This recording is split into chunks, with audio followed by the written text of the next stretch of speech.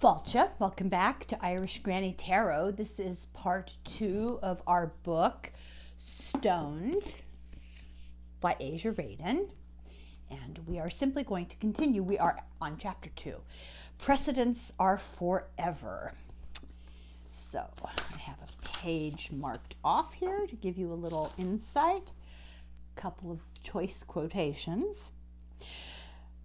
The first diamond engagement ring, this is the chapter. Diamonds are intrinsically worthless except for the deep psychological need that they fill. This is the chairman of De Beers. And H.G. Wells called advertising legalized lying. That's great. So, what is positional good? This is something is valuable to you because somebody else doesn't have it or can't have it, and you want it. Value is determined by how badly other people want an object. Diamond engagement rings have been a necessity for about the last 80 years. And interestingly enough, as Asia points out, it is a tradition as old and customary as the microwave. 150 years ago, diamonds were rare. Sometimes they were found in delta areas of Indian rivers or in Brazil. And the best were the Golconda diamonds from that area of India. They had a water which is a shine that looks liquid. The standard for this was abandoned when the supply of these Indian diamonds ran out because other diamonds didn't have that particular feature. It's not seen in South African diamonds. And of course, the luster, shine, brilliance, glitter of jewels has to do with their crystal structure, their chemical structure. So diamonds are characterized by the 4 C's: color, clarity, cut, and carat. This was invented in the 1960s. It's a marketing campaign to make the middle class feel okay about buying smaller stones. So this smoke and mirrors, let's worry about the 4 C's. Let's talk about whether these diamonds have the 4 C's. And let's not talk about the fact that they're just little specks. In the early 1800s, the Golconda diamonds from India started to dry up. And by 1870, a kid by the name of Erasmus Jacobs managed to pull a diamond out of the Orange River in South Africa. This started a diamond rush in South Africa, and it also began the wedding planning industry. Rapidly after the discovery of that diamond, diamonds were found by the metric ton. And it all was thanks to a guy called Cecil Rhodes. He was born in 1853, and he was a failed cotton farmer. He was the quintessential imperialist. Cecil Rhodes of the Rhodes Scholarship, I might add. He wanted to put a transcontinental railroad between Cairo and South Africa. And he founded, the area of Rhodesia, the country of Rhodesia was named after him. And he founded the British South Africa Company in 1889 to exploit gold deposits that were found there. So Erasmus Jacobs found this diamond on Rhodes land. Now, the Orange River. Why is a river in South Africa called the Orange River? Well, the throne of the Dutch is known as the Orange Throne, the Orange State. William of Orange, who invaded Ireland at the behest of the English, was actually from Holland. It's all connected. So Rhodes rented pumps to clear the water out of these mines, and So he really wasn't doing the mining himself. He wasn't making the money from that. He was making the money from the pumps. And he started buying more and more claims for pennies because diamonds were being sold by the metric ton. And he achieved a monopoly on all the land that had diamond mines on it. And he called it De Beers Consolidated Mines. And because value is determined by desirability, and diamonds needed to be desired to be valuable, Rhodes had to come up with a plan. Scarcity increases value. Positional good increases desire because others have it, you have to have it too. So the fact that there are only a few of anything is the only reason that anything has any kind of value. So a diamond ring, its value is really as a status symbol. The size and the cost determine the value, not relative to a standard, but relative to diamonds of your peer group. So you get a diamond engagement ring, the first thing you do is compare it to your friends. It better be bigger and brighter and more expensive, or it loses its esteem in your eyes, whether you're aware of it or not, because we all buy into this nonsense. I didn't. I don't know. Somehow or other, when we got engaged, I rejected a lot of that stuff. I don't know. Groucho Marx is my hero. I don't belong to anything that would have me. So, diamond rings are valuable as a status symbol, and basically what we have in this situation is something that Asia refers to as economic musical chairs.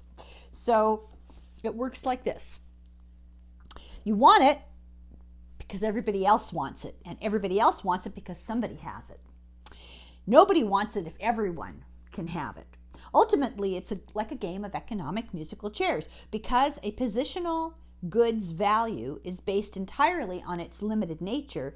There has to be less of a thing than there are people who want it, or that thing becomes worthless. If diamonds are the ultimate positional good, what would happen if they ceased to be scarce? They have to be scarce. So in 1872, 1 million carats of diamonds were mined in that year. In 1882, the market collapsed because there were just too many diamonds. They became of less value.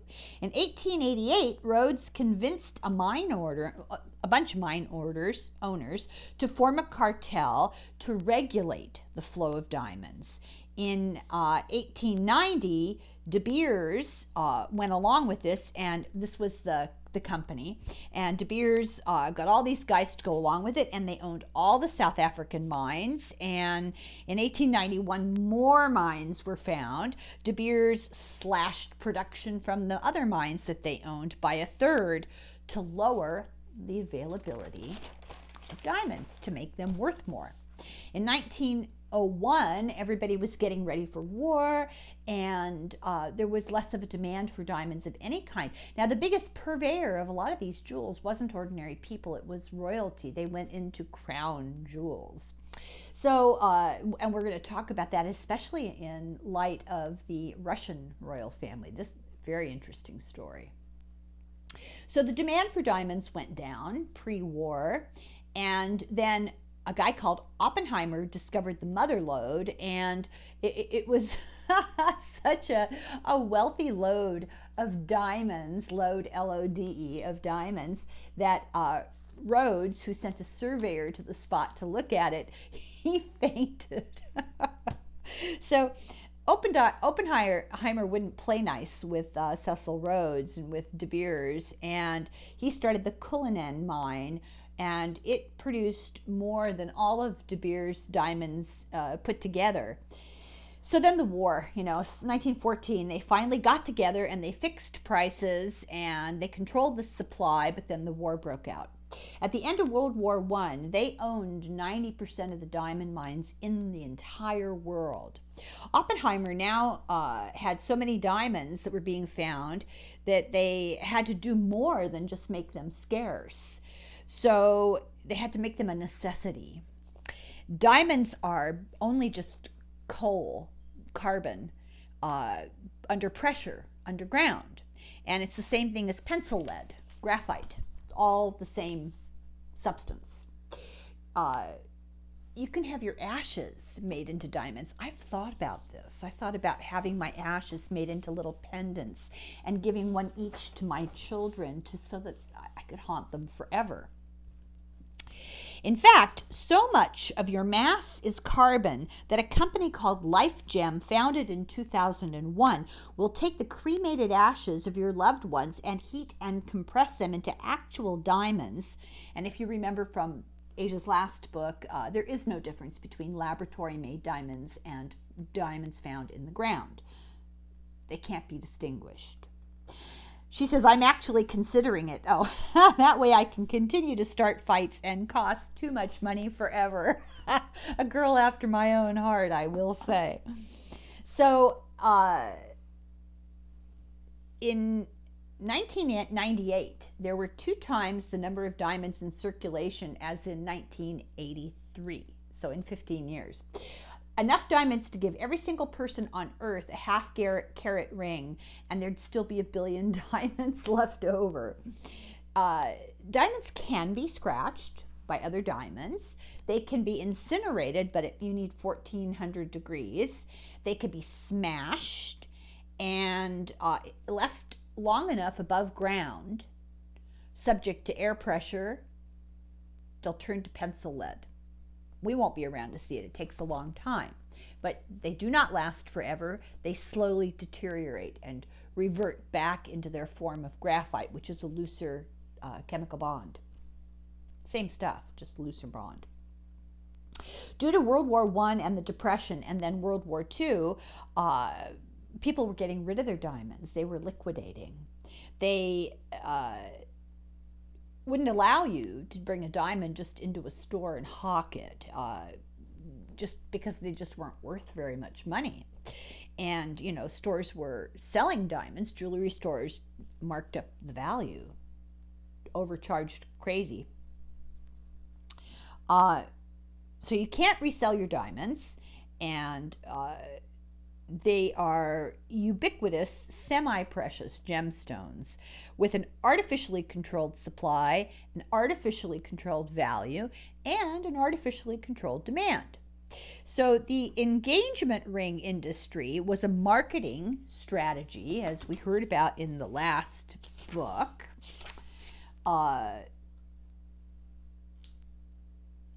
It was, in fact, a carefully and deliberately crafted marketing strategy cultivated over decades through the precise and unprecedented use of psychological testing, consumer studies, early life indoctrination, product placement, and a publicity campaign that has gone on for 80 years. It has been the model for all other modern advertising, particularly tobacco, and has completely reshaped the economic global industry.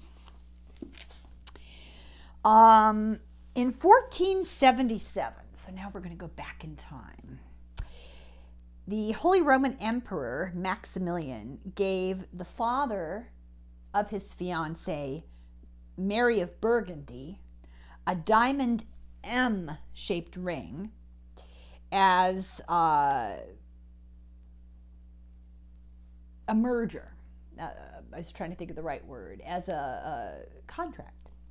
And it had something unique in it. It had modern faceting, which was a way of cutting the stone to glitter more. And that was new. It was the latest fad. And it depended on the invention of a grinding wheel with diamond dust on it, because only diamonds can cut diamonds. And until that was invented as a novelty, which was done in Bruges, there was no ability. Diamonds were more rough and didn't glitter quite as much. So Maximilian basically bought Mary of Bruges with this ring made in Bruges and got the city of Bruges, the area of Bruges, in the deal. Very smart. The ancient Greeks and the ancient Romans did actually have a tradition of betrothal rings, but they weren't necessarily expensive gemstones. They were often made of just iron or metal of some sort. The Vikings did a metal arm ring. And in the Far East, bangles. A married Hindu woman is never without bangles on their wrists. The Romans had this notion on your fourth finger, the vena amoris, which was a vein they believed traveled from your heart to your fourth finger, and that it was the vein of love, and that because this finger was connected to your heart, this was the finger that you'd want to put a ring on. And interestingly enough, people sort of scoffed at that for millennia, but we now know that when people have heart disease and a heart attack, they'll often feel pain down into those fingers. So there is some connection. So this ring that they would wear was made of iron because iron denoted strength of the bond and ownership. In fact, they were essentially finger shackles. And as Asia puts it, a universal closed sign. So they exchanged fancier rings, the Romans did, with their bros. Male friends would exchange really fancy rings with each other as an expression of their affection for their male friends in fraternity, basically. Maybe that's where fraternity rings come from. I hadn't thought of that.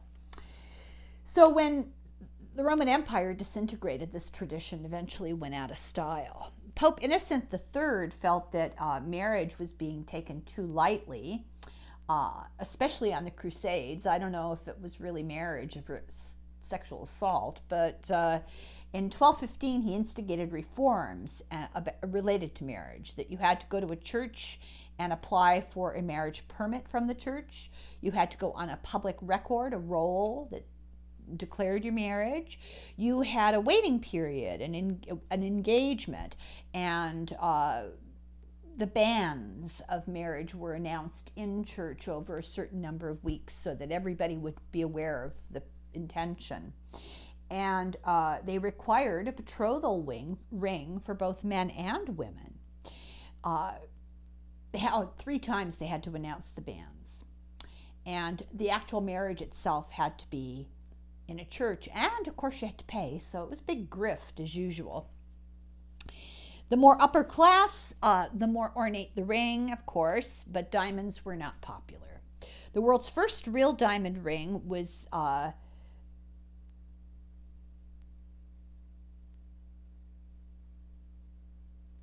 that doesn't make sense to me. Never mind. I'm not going to read that because I think I wrote something down wrong and it doesn't make sense. But the world's most expensive diamond ring, maybe that's what I was trying to write and I put real instead of expensive, was made in Geneva in 2014. It was worth $70 million and 150 carats. It took a year to cut. Wow, it was laser cut. And it was called the Shawish diamond. You'd think I'd never read this before. Wow. I've been working on this for a couple of weeks. In one ear, out the other. After World War II, the aristocracy had a need for court jewels and had no need for court jewels. That was, they all had those tiaras and all that stuff that Lady Di used to wear. And there used to be all this debate about, what are they going to wear to their wedding and all that, stuff, are the crown jewels, the court jewels. And all that frou-frou became less important for most of us. And there was an emerging middle class that had a much larger source of economic power than ever before. And so De Beers decided to get hold of the market. And they told the story of the first engagement ring, and they convinced people it was a necessary tradition. And they hired N.W. Ayers, an ad agency, to come up with a slogan, which a woman, by the way, came up with, a diamond is forever. And this has been voted the slogan of the century by ad agency people. It was all part of a big campaign. They got the slogan. So diamonds are a great investment. They last forever. Then he got in touch with Hollywood and other media outlets, Broadway and stuff, and arranged to give them diamonds, give them jewelry made of diamonds, and ask them to display them prominently publicly and in movies. And let's see here.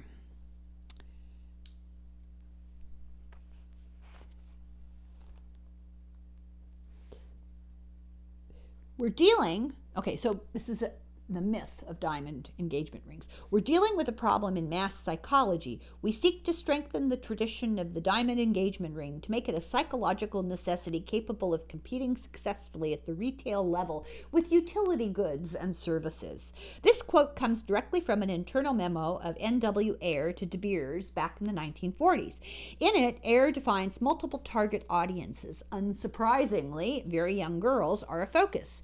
Ayer and De Beers together sought to indoctrinate crops of adolescent girls with the hard fact that having a diamond ring was the only way to really be engaged. The memo went on to state, quote, "It is essential that these pressures be met by the constant publicity to show that only the diamond is everywhere accepted and recognized as the symbol of betrothal." They targeted boys too. The idea was that a man had not really proposed unless he had a diamond to offer, not to mention that size of your worth is directly proportional to the size and cost of said diamond. Haha. So 80 to 90% of brides got diamonds when they get engaged. In 2014, it was a $7 billion industry. Wow. So a proposal is not a real proposal without a diamond, was the message. They began loaning these jewels to Hollywood stars, Broadway stars, people at the Kentucky Derby, rich people that the public would want to emulate. Diamonds were equated with love. And now the same part of the brain, right between your eyes, that recognizes beauty also recognizes emotion and value. So you look at something, your brain wants to reach for it. That's the first thing. You look at it, and this little part of your brain here, right between your eyes, triggers both emotion and the value of something. And this is called the ventromedial prefrontal cortex, your third eye. If you want to make somebody really good, they'll pay up. So that's the whole principle behind tips. You make somebody feel important and good, they'll pay up. Be a good server, they'll pay up. De Beers wanted to see this whole chapter that she wrote in this book. This is a great story. I'd forgotten about it. I didn't write the whole thing out because it was kind of a lengthy thing. Usually, jewelers can't tell a cubic zirconium from a diamond. They judge by the quality of the setting before they really can tell the difference between the stones. They're that good, cubic zirconium. So De Beers, when she was writing this, she wanted to get an interview. And they put her off, and they said yes, but they put her off, and it finally became apparent. They kept asking for more and more information about what was going to be said about De Beers in the book, and she didn't want to reveal her whole story. What would be the point of that? And basically what it boils down to is De Beers was hoping to get their hands on the manuscript that referred to them and edit it the way they wanted to be presented, and when Asia would not go along with that, then they wouldn't give her the interview. Terrible. So engagement rings became global, and actually Japan has the second largest market for them after the United States, and it's a totally artificially manufactured value. So chapter 3, the color of money, the emerald, parrot, and the making and unmaking of the Spanish Empire. This is really interesting. For millennia, the emeralds were of really high value everywhere because they were hard to find and they were associated with the divine. They were one of the only gemstones that signified rank in Neolithic headdresses, caveman crowns, as she calls them. Their oldest known emerald mines are in Egypt from 330 BC. They're called the Cleopatra Mines. There are several that were older, but she's the one who really got into emeralds and made them her own. And she used them to control Rome. Very interesting. She wore huge emeralds even when she was deposed, just to signal to everybody her power. They became symbolic of Egypt, and it was an aggressive display of wealth on her part and power. Cleopatra Mines, the Zubara, were the best and maybe only source of emeralds when she met Caesar. And the story of her being in the rug, you know, that whole Elizabeth Taylor, they unrolled her from a rug, that actually wasn't true. She was carried in, lying on her side, on a massive pile of emeralds and covered in gold thread. Thread made out of gold, just all over her on the bed of emeralds. Much better than a carpet. Caesar went home to Rome and instigated new sumptuary laws to restrict the use of certain luxury items to the king. For example, purple togas were only for the king. The purple dye came from a certain kind of shellfish from the Phoenicians, and they were rare, hard to find, hard to make, hard to get, and limited to the most wealthy. That's why purple is a royal color. And so he made it a law that only nobility could wear it. So Augustus, was responsible for Cleopatra killing herself. He took over Egypt and he took over the emeralds. He used them to fund the Pax Romana, the peace of Rome, which was 200 years of peace, expansion, and development for Rome. Napoleon was obsessed with emeralds. Justinian forbade the use of emeralds by anyone but himself and Theodora. The emerald is green, and green is equated with wealth. Color has psychological effects going back to very early evolution. They believe that green is associated with availability of food because of hunter-gatherers, and the whole red dress thing, being sexy, is actually subconsciously about flushing when somebody is sexually stimulated, and that's why red dresses are supposed to be sexy. Green actually can be measured to cause lowered blood pressure and pulse.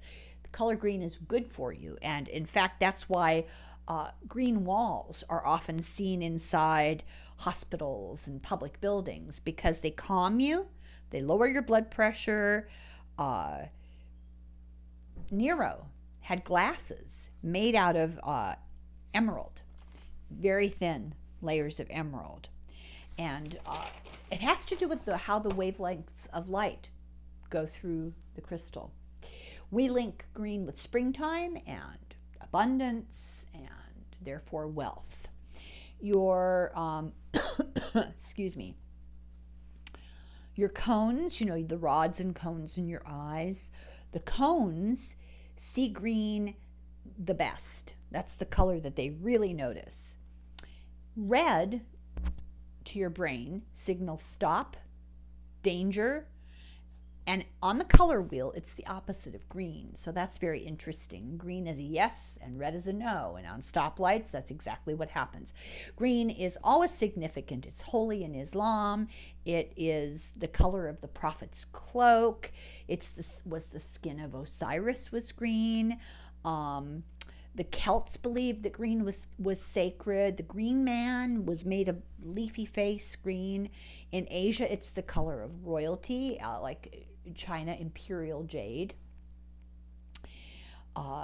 It is equated with abundance, freedom, choice, yes, go, do. Emeralds are genuinely rare before the emerald parrot, which we are getting to. They only occur in a few places in the world. They have what's known as the vitreous luster. They look wet when they shine, the way that the light bounces off the flat planes of the crystal. And they can be combined with other substances to get different colors. So not all emeralds are only green.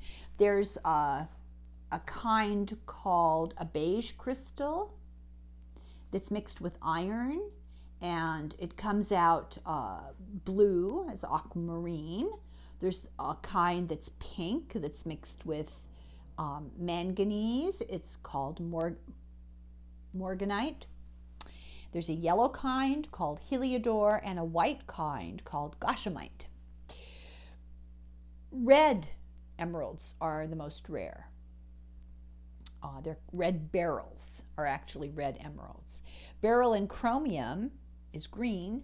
It's an emerald, so they're related. And interesting thing about emeralds is outside in the sunshine, they fluoresce in ultraviolet light, and it gives them a special look. Chromium from the ocean crust is beige from igneous volcanic rock, which they're rare, they're far apart, and when they're joined together by plate tectonics, it's a thing called orogenesis. You get two continental plates that smash and make mountains, and voila, the chromium and the beige beryl meet, and boom, you get emeralds. The economy of emeralds is like a cheerleading pyramid. The rich are the girls at the top, and they're closer to heaven, and they're the favored by God. The mandate of heaven is that emeralds prove that you're righteous because they're closer to God. They're harder to get. Crazy. 1469, Spain was not Spain. It was a bunch of different individual empires or countries, or what's the word I want? Authorities, like the city-states, but not city-states. For example, Granada, was Moorish. It was owned by the Moors. But then Isabel of Castile was married to Ferdinand of Aragon. Boom, they came together and unified. In 1481, they were called this is not French, this is Spanish, Les Reyes Católicos, the Catholic kings. And Isabel was a religious nut. She was an absolute extremist. In the 12th century, the Inquisition was against heretics that didn't believe in the Catholic Church. And that went on for a couple hundred years. And then in 1478, Isabella helped form the Spanish Inquisition. So it was a specialized branch of the Inquisition. The Inquisition was older than the Spanish Inquisition. They had a lot of false conversions, and in order to be in high society, they had to pretend that they would convert to Catholicism. You know, we're talking the Moors and the Jews. They had to convert, or it had to die, or they had to leave without their stuff. 100,000 Jews converted, but then they were subjected to the Inquisition. It wasn't good enough to say that they would convert. They got tortured anyway. And the crown, they weren't stupid. They got rich off the Jews and the Moors, the Muslims. So Spain got really rich by taking people's stuff by 1488, and they decided to go after Granada, which was a multicultural gateway to Africa. It was in the south, and in the south of the Iberian Peninsula, and it was an Islamic kingdom, and it was extremely wealthy. So Ferdinand and Isabella invaded it. The Reconquista, it was a land grab ordained by God to take back the land. Torquemada was the guy who was the head of Isabella's Spanish Inquisition. Interestingly enough, talk about self-loathing, he was the grandson of converts. He kicked out the rest of the Jews. About 160,000 of them were kicked out, and their belongings, their money, was taken to defeat Granada. This was also funded, it wasn't enough, it was also funded by pawning the crown jewels to the merchants of Valencia and Barcelona, which was she equated this to the president selling furniture out of the White House, which some people suspect that some things were taken from the White House to, entertainment purposes only. So Spain expanded in the New World and used the wealth that they got from that to fund holy wars. Any war they fought, they called a holy war to justify it, and to justify their expansion, they called it holy wars. They were desperate for more money, and Isabella financed Columbus only a quarter of the costs that he needed by selling her personal jewels. Columbus was in hot water for not finding much when he went to the New World, and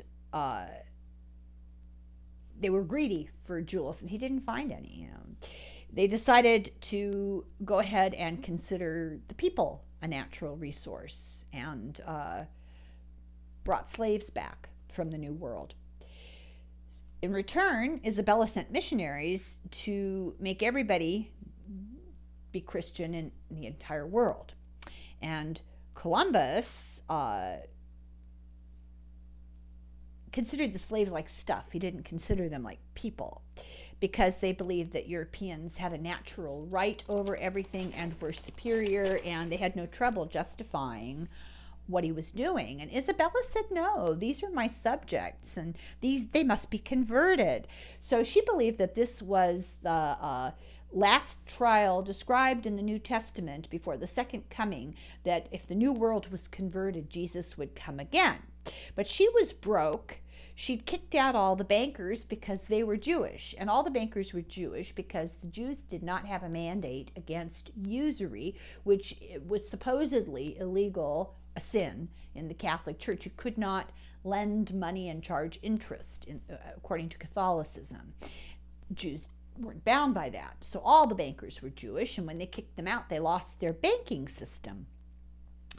And so what did they do? They just took all the wealth from the Americas. They had to convert them all, but first they had to enslave them and force them to mine the jewels and the gold to finance the holy wars, and then they would convert them and everything would be good. After the war, she'd embrace them as her subjects, and Jesus would return and congratulate the Spaniards, and everything was great.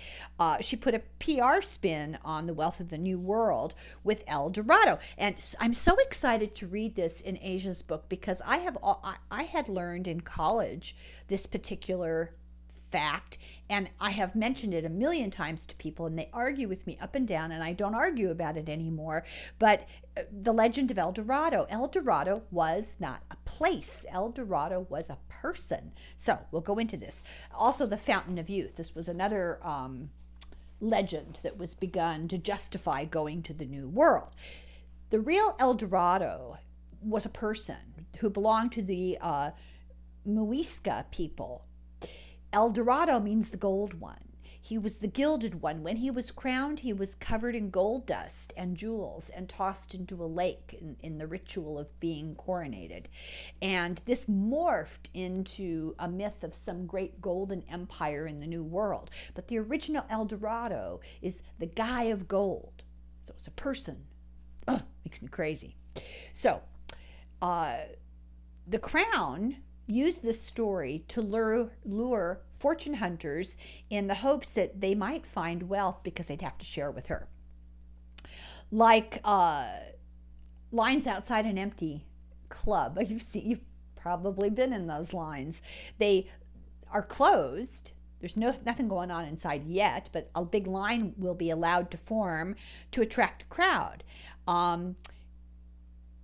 Cusco, Peru, April the 12th, 1539, and Cordoba in 1616. This guy called Garcilaso de la Vega. He was the son of the Inca Princess Paula Chimpu Ocla and Captain Garcilaso de la Vega y Vargas. So, when the conquistadors came and met the Incas, they tried to do a merger, I suspect, and there was a relationship. She was the princess of the Incan, Empire. They had a son, and a collision of continents. The son spoke both languages. He had a very happy childhood. He was well educated. He was baptized Gomez Suarez de Figueroa, but he was known as El Inca. And he was a poet, a soldier, well educated, multilingual, a writer, a translator, but he chronicled the historical events that happened to the Incas in Peru, which I would love to read. I don't know if you can get your hands on that. It's the most complete and accurate Incan history about their society and their religion. He was they're called the royal commentaries of the Incas. So I'm going to stop here because we're running late, and we will continue when this downloads. So thanks for watching. I hope you're enjoying this. It's pretty interesting. Lots of history. I love history. Everybody wanted a departure from politics, so here you are. Enjoy, because I'm going back to politics, which is my jam, but I love history, so I really connected with this book. So we'll leave the Incas alone for a minute, and I'll be back as soon as this uploads. Thanks for watching. Slangafoil.